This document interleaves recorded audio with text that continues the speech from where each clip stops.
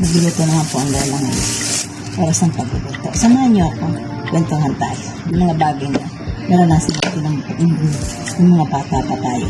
Lulutuin ko po ay manok na may manok na laman, tsaka po nagkasamang paa. Yung pong laman, siyempre, para po sa apo ko. Yung paa, para sa akin.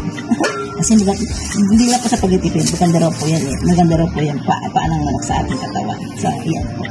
Maalala ko lang po kasi dahil nga sa manok. Hindi ko po alam kung makaka-relate kayo sa akin. Kasi kami po magkakapatid, isang kwento namin eh. Yung mga kapatid ng bata po kami, ang dami po namin manok. Dahil po namin manok sa probinsya. Eh bakit ba naman po itong manok na ito? Ay hindi mo na kayo makatikim.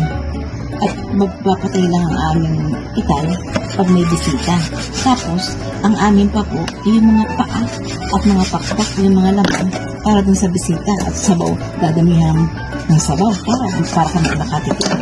So, ganun na po ang nangyayari. At makakatikim po kami ng litsyong manok, dahil marami ng pumanok talaga eh.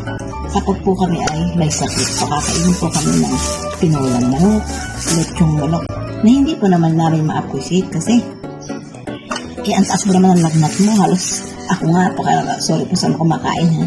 Ako nga po, nung naranasan ko yung nasa probinsya, ako nasabi ko mga grade 4, mga ganyan, na nilagnat po ako, nahasuka ko ng suka. suka talaga. Ang akin pong isinusuka ay mapait na talaga. E di nag-worry ang tatay ko, nagdala siya. So, ayun, naghumuli ko ng manok, nilang yung tinola, at pinaglutsin po ako. Diba, sarap. Paano lang po ma-appreciate yun, no? Parang ma-appreciate mo yung mga ganang bagay na hindi nawala ka naman panlasa, sama-sama ng pakaramdam mo. So, kaya mga nakatawang behavior na ating mga magulang, sobrang, yung laging sinasabi na, huwag mo nating patayin, huwag mo tayo patay na manok, paramihan natin. Hindi na po dumadami. Kasi dumadaan po yung peste. Pag dumadaan po yung peste sa manok, po naglatay ang manok patay. Hindi mo na po kami nakatikim. Talaga naman. Tapos yung pa po yung itlog, lalas po yung itlog kasi daw itlog, huwag lalaga kasi huwag mo na maglalaga kasi paano mo na palakihin, papisain mo na.